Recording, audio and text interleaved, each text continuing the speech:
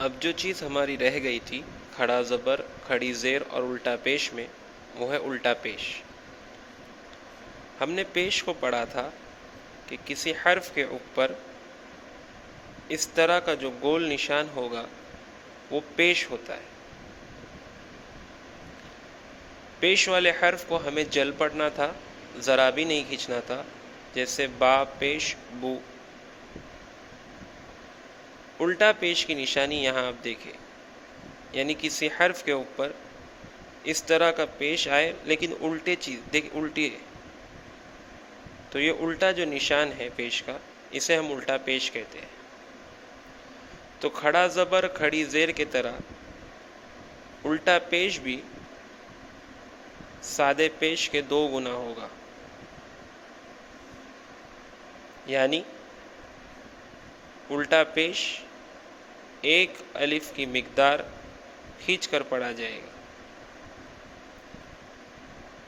جیسے ہم سادے پیش کو پڑھ رہے تھے با پیش بو، اسی طرح ہم با الٹا پیش بو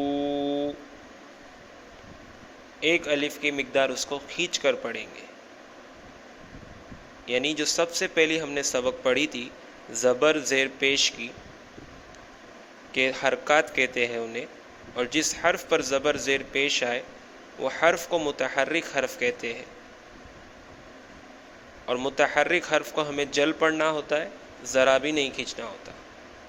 اس کے بعد میں ہم نے ایک سبق پڑھی الف مدہ کی، یا مدہ کی اور واو مدہ کی، یہ تینوں کو ہم جمع کریں تو انہیں کہتے ہیں حروف مدہ۔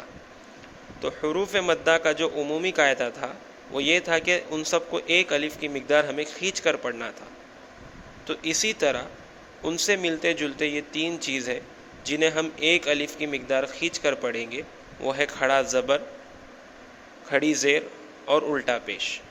پھر ہم نے دیکھا کہ کھڑا زبر الف مدہ کے مانند ہوتا ہے، کھڑی زیر یا مدہ کے مانند ہوتے ہیں، اسی طرح الٹا پیش یہ واو مدہ کے مانند ہوتا ہے۔ کیسے؟ کیونکہ ہم نے واو مدہ پڑھا تھا کہ واو ساکین سے پہلے والے حرف پر پیش ہو تو واو مدہ ہوتا ہے۔ واو مدہ کو 1 الف کی مقدار کھینچ کر پڑھتے ہیں، جیسے با واو پیش بو، اسی طرح با الٹا پیش بو، یعنی یہ دونوں ریلیٹ ہو گئے۔ تو ایکویشن یہی ملی کہ الٹا پیش واو مدہ کے مانند ہوگا، اسے نوٹ کریں۔ یعنی تینوں حروف مدہ ہمارے کور ہو گئے، کیونکہ الف مدہ میں نسبت زبر سے تھی، اس لیے کھڑا زبر الف مدہ کے برابر ہو گیا۔ یا مدہ میں یا ساکین سے پہلے ہماری جو حرف پہ نسبت رہنی چاہیے تھی وہ زیر سے تھی، اس لیے کھڑی زیر یا مدہ کے مانند ہو گئی۔ الٹا پیش میں وہ اس لیے واو مدہ کے مانند ہے کیونکہ واو ساکین سے پہلے والے حرف پر پیش ہو تو واو مدہ ہوتا ہے، تو اسی طرح الٹا پیش واو مدہ کے مانند ہو گیا۔ ان تینوں کو ہمیں 1 الف کی مقدار کھینچ کر پڑھنا ہے۔ اب دیکھو حرف کا بھی پتہ لگاؤ، کیونکہ الف سے لے کے یا تک سب حرف ہے، لیکن اب ہر حرف کی صفت جو وہ اس کے اوپر لے بدلتے جائے گی۔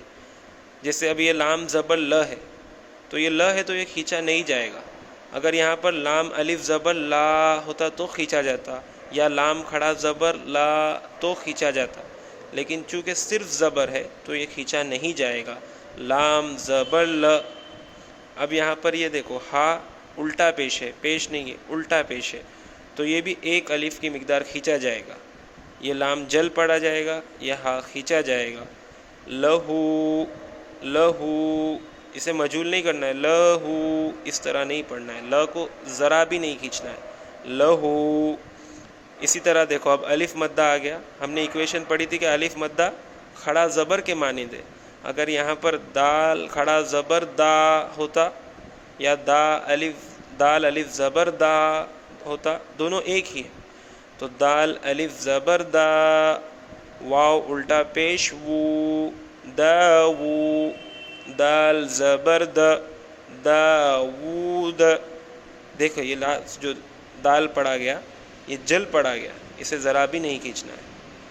اس سے پہلے والا حرف واو کھینچا گیا، کیوں؟ کیونکہ ہم نے پڑھا الٹا پیش سادے پیش کے 2 گنا ہوتا ہے، یعنی ایک الف کی مقدار کھینچ کر پڑھا جائے گا، اور یہ چونکہ الف مدہ کا قاعدہ ہے، الف سے پہلے زبر آ گیا تو یہ کھینچا جا رہا ہے، تو داود۔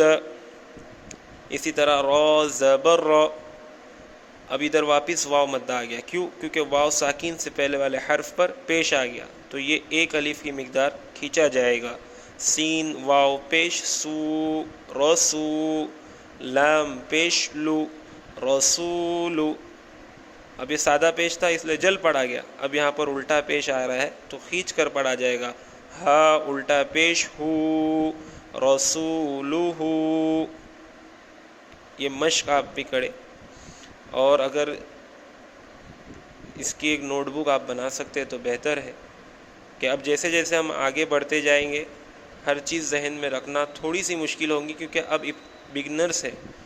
انشاءاللہ ایک بار ذہن بیٹھ گیا اور دل لگ گیا تو ہر چیز کبھی بھی اس کو دور کر سکتے، کبھی بھی دہرا سکتے، اور یہ ساری چیز کی ہم قرآن پر بھی مشق کریں گے، لیکن قرآن پر پہنچنے سے پہلے ہمیں تھوڑے اور بیسک قاعدے دیکھنے ہیں جس کی مدد سے ہم قرآن کو ایٹ لیسٹ 50% صحیح کریں گے، اور اس کے بعد کے والے قاعدے سے اور 50% ہم صحیح کریں گے، یعنی قرآن کا جیسا حق ہے ویسا پڑھیں گے خوبصورتی کے ساتھ انشاءاللہ۔ اللہ تعالیٰ ہر ایک کی مدد کرے اور اسے خوب جو ہے لوگوں تک پہنچائے جو تجوید سیکھنا چاہتے ہیں۔